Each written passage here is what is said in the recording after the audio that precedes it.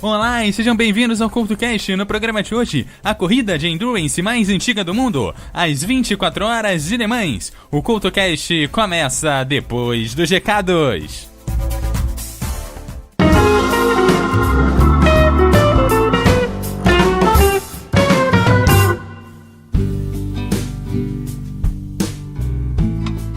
Olá e sejam bem-vindos à zona de recados aqui do CoutoCast.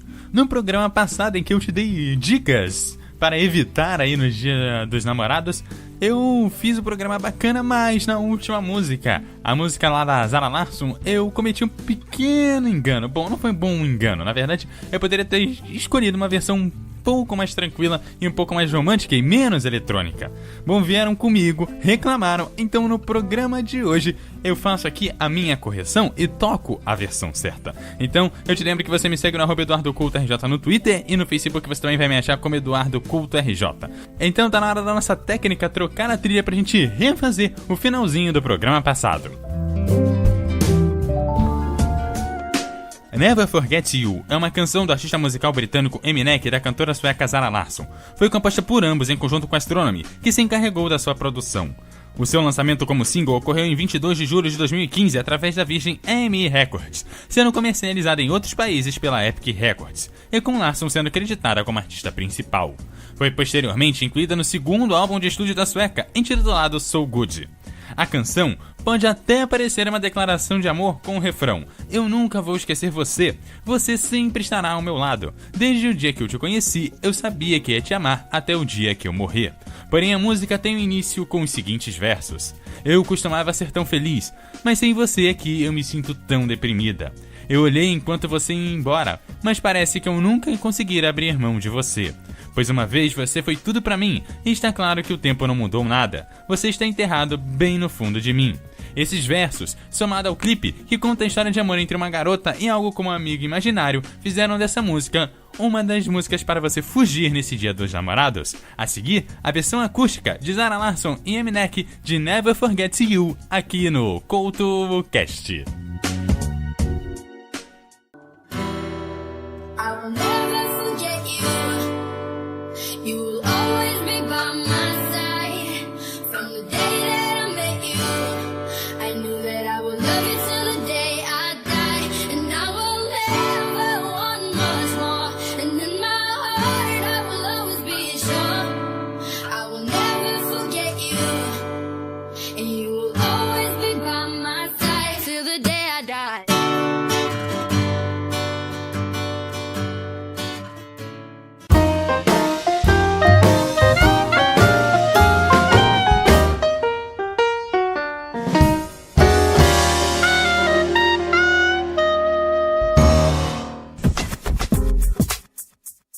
Olá e sejam bem-vindos ao CoutoCast, que no programa de hoje vai falar sobre a prova mais famosa do automobilismo mundial, as 24 horas de Le Mans, que tem um grid com 56 carros e mais de 170 pilotos em mais de 20 nacionalidades diferentes, dividido em 4 categorias que se misturam durante as 24 horas da prova de Le Mans.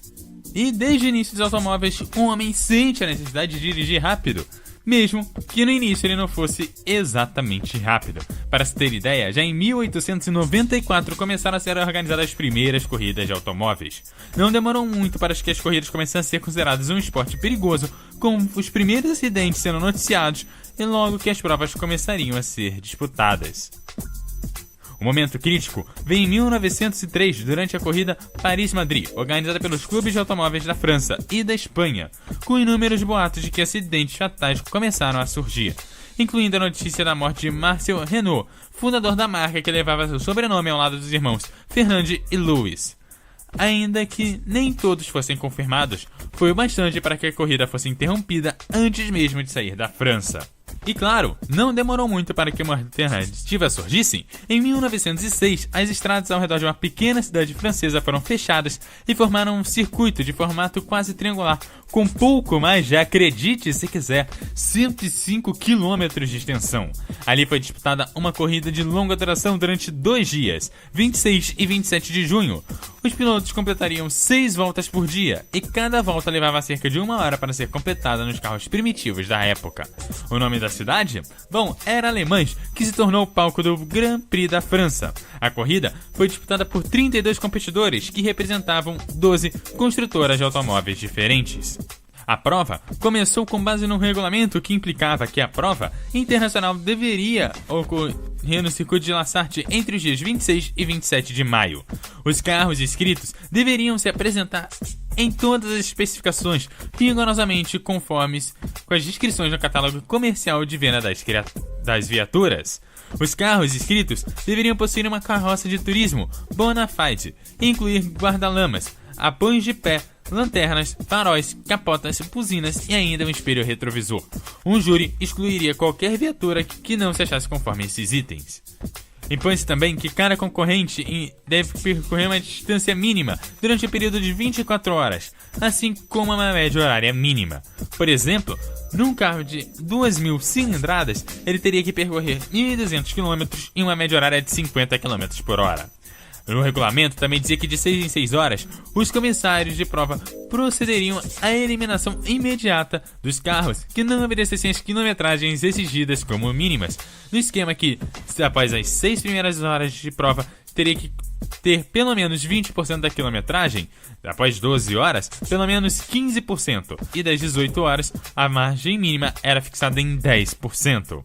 Em 1923, a pista foi aberta somente para os construtores, que estiveram presentes com 33 carros de 3 países diferentes, distribuídos por 17 marcas distintas. No início de maio, apenas 3 construtores testaram o circuito, e na véspera da corrida, uma violenta tempestade de granizo inundou o traçado e surgiu a lama, obrigando a cancelar um espetáculo de fogos de artifício já programados, e afastando muitos dos possíveis espectadores.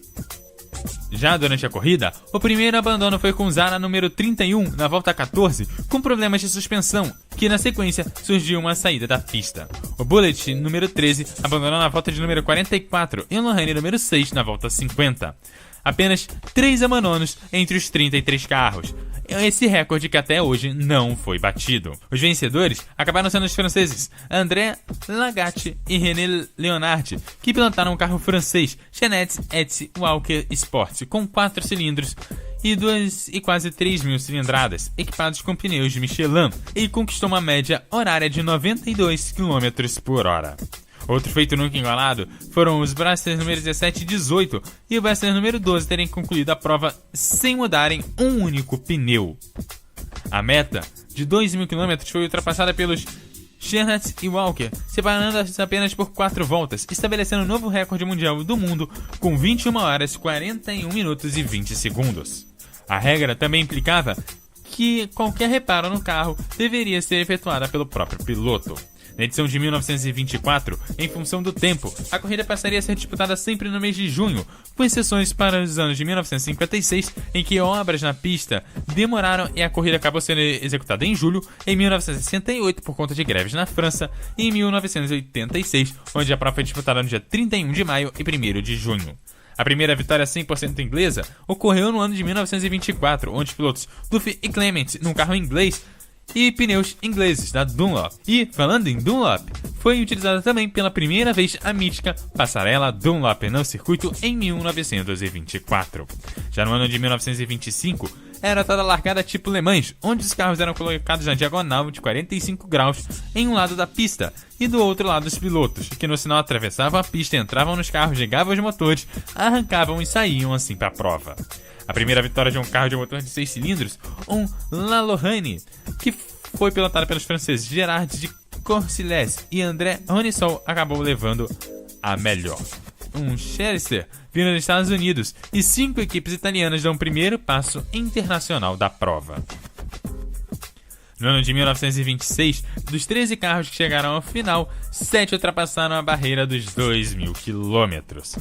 Foi também a primeira participação de carros da marca Peugeot e a construção da primeira arquibancada e um parque de estacionamento para 3.000 carros. Em 1927, a segunda vitória de um Bentley, desta vez com o Dr. Dudley Benjafield e Sidney Charles Sammy Davis. Também surge o primeiro concorrente com tração dianteira, um Tracta, que termina em 7º lugar. Já no ano de 1928, pela primeira vez há mais pilotos estrangeiros do que franceses, 17 contra 16. Já em 1929, a Brandeis consegue a sua terceira vitória consecutiva e, além disso, consegue as 4 primeiras posições. A seção Lance Tour foi modificada e chamada de Route de Circuit em 1929. E em 1930, a recessão econômica, que começou em 1929 e teve repercussões mundiais, acabou levando também o mundo dos automóveis com ela.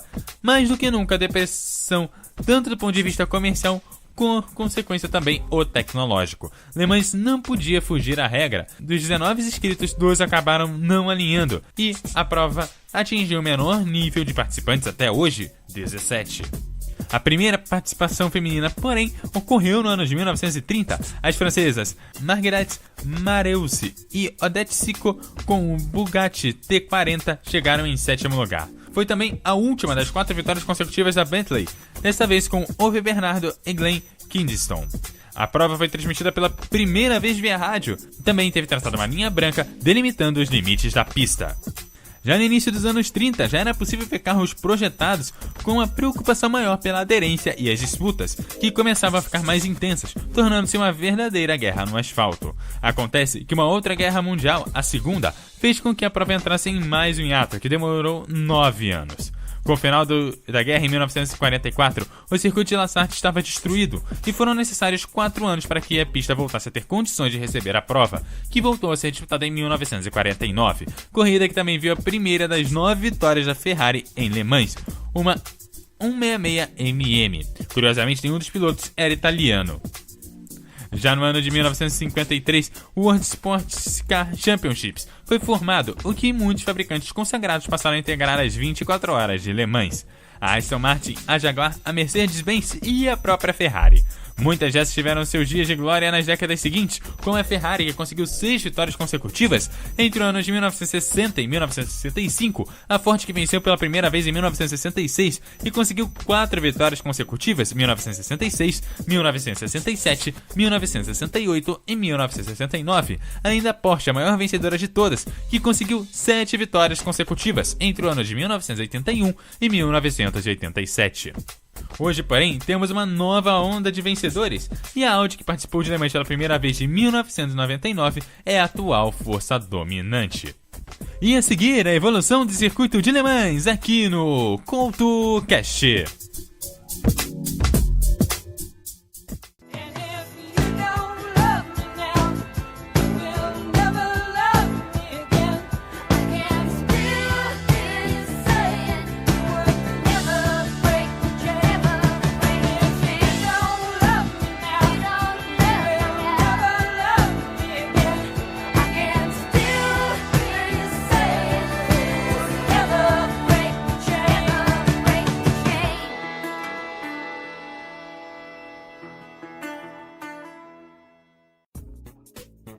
E esse é o som de Fleetwood Mac com The Chain, música que serviu durante vários anos para as transmissões de Fórmula 1 da BBC de Londres.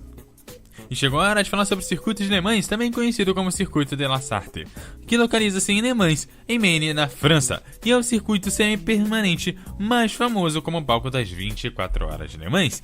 A pista usa estradas locais que permanecem abertas ao público durante todo o ano. O circuito, na sua configuração atual, tem um perímetro de 13,629 km, tornando-se um dos circuitos mais longos do mundo. Le Mans é uma corrida que cerca de 85% do tempo é gasto em plena aceleração, ou seja, uma imensa pressão sobre os componentes do motor e da transmissão. No entanto, os tempos passam atingindo a velocidade máxima, também significa um tremendo desgaste dos pneus e da suspensão. E como os carros devem diminuir de 320 km por hora para cerca de 100 km por hora na curva Mulsanne numa curta distância. A downforce, na era dos carros do grupo C, ajudou a travagem até um certo ponto, mas atualmente os carros tendem para um baixo downforce.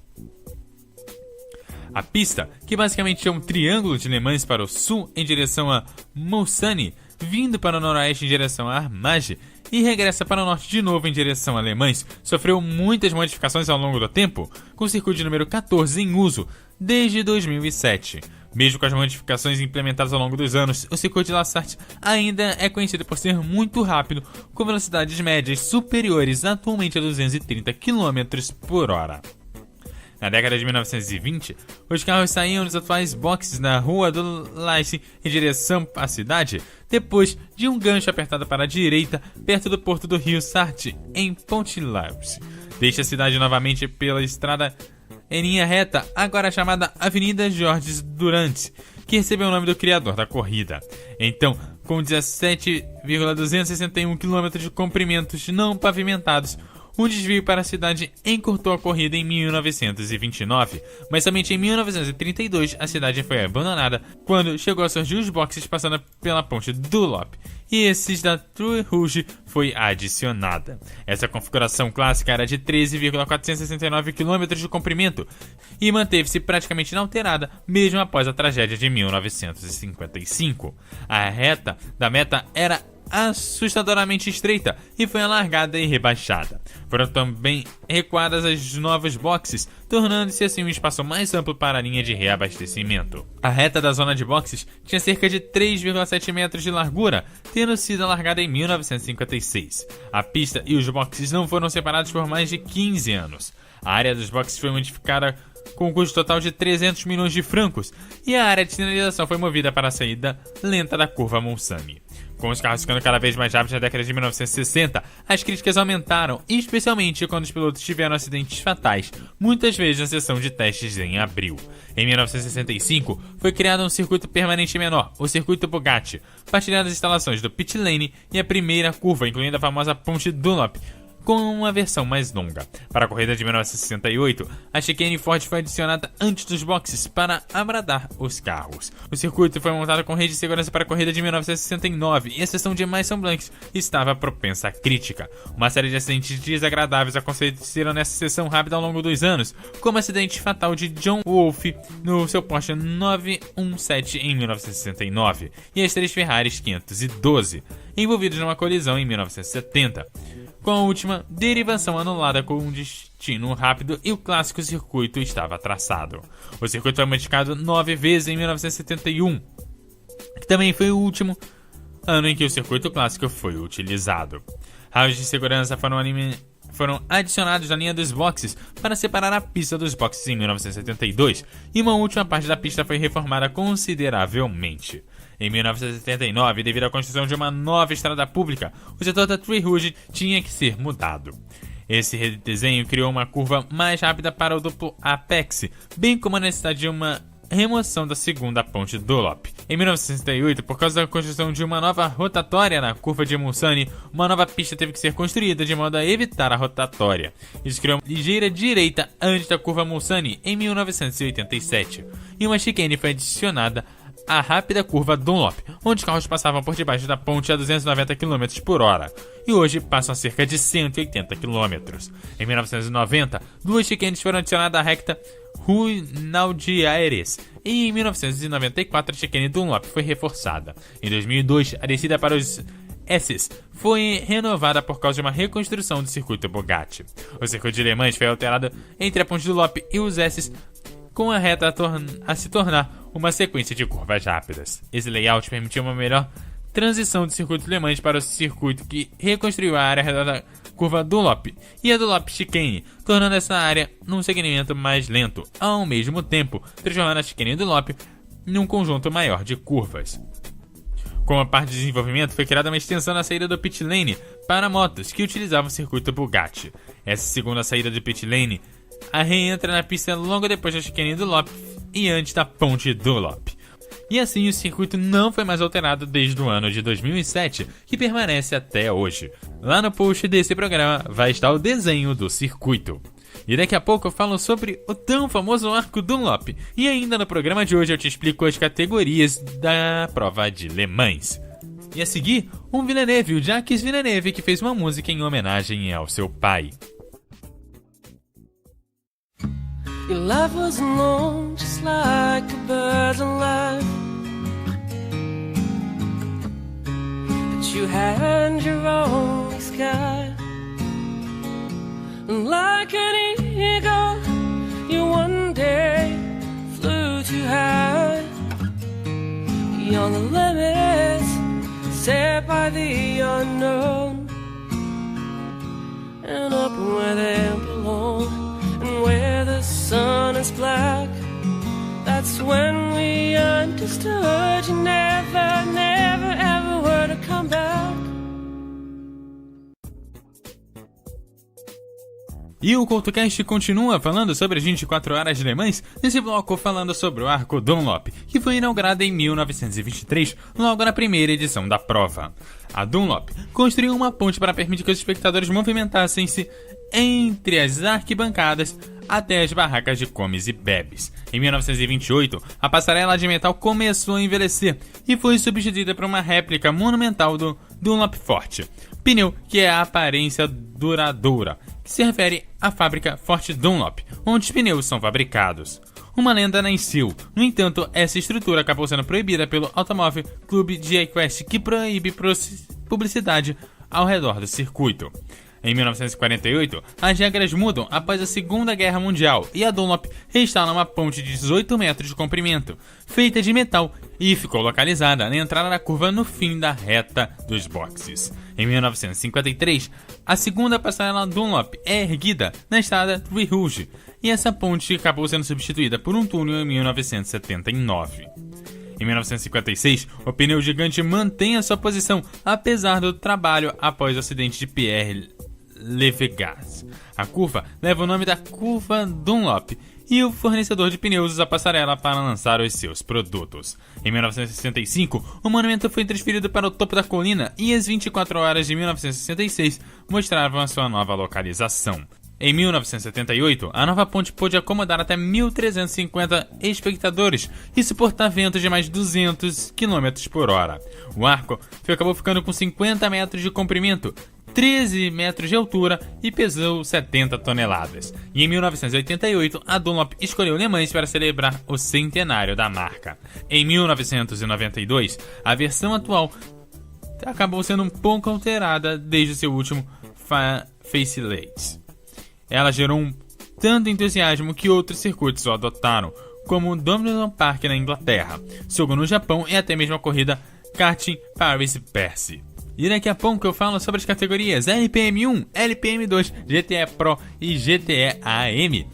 Isso tudo daqui a pouquinho, porque agora nós vamos pro Grand Prix Overture, aqui no CoutoCast.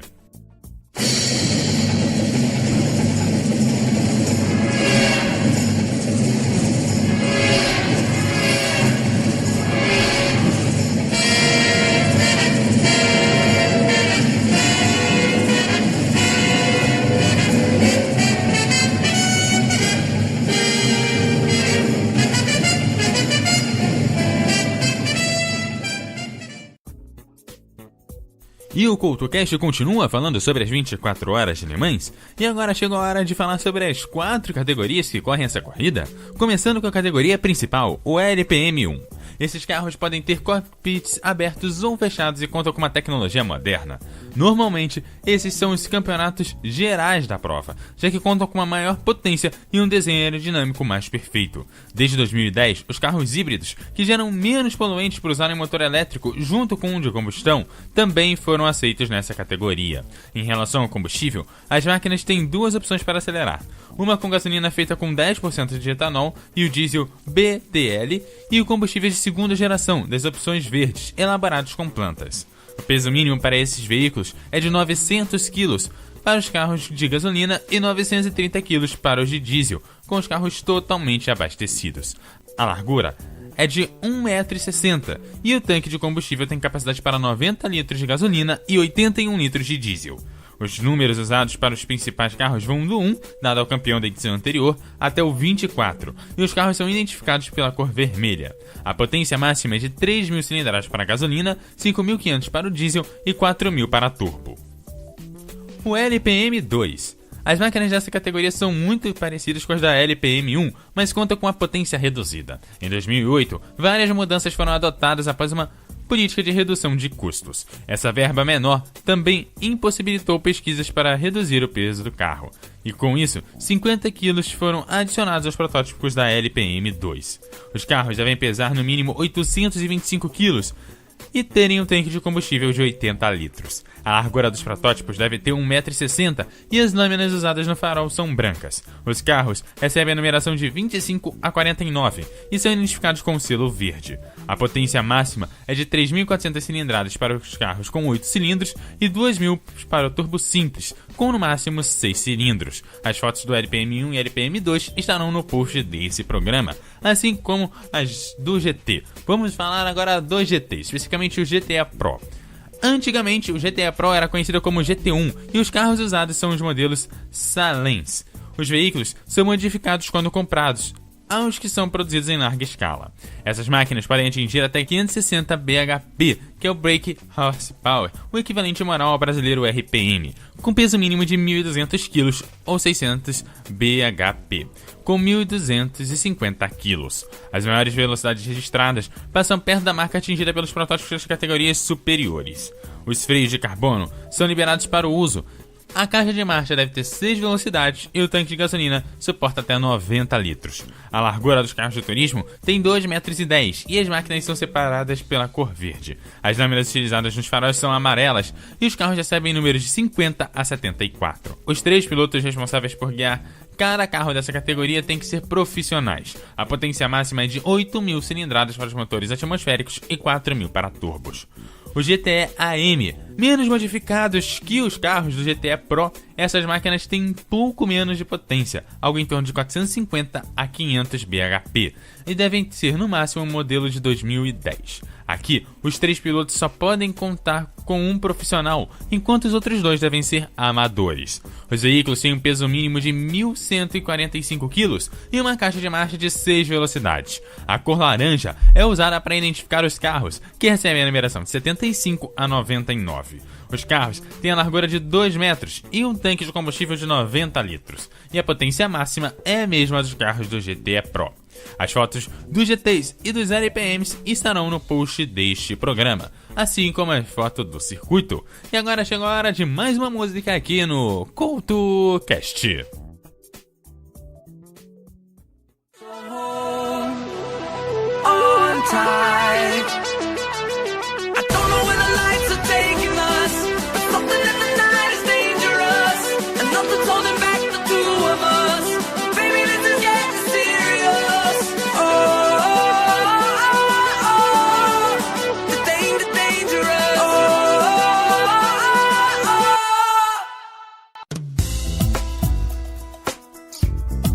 E essa foi mais uma edição do CoutoCast, dessa vez falando sobre 24 horas de Le Mans. Eu te lembro que você me segue no @EduardoCoutoRJ no Twitter e no Facebook você também me acha como EduardoCoutoRJ. Deixe seus comentários em www.eduardocoutorj.wordpress.com. Aquele abraço e até a próxima!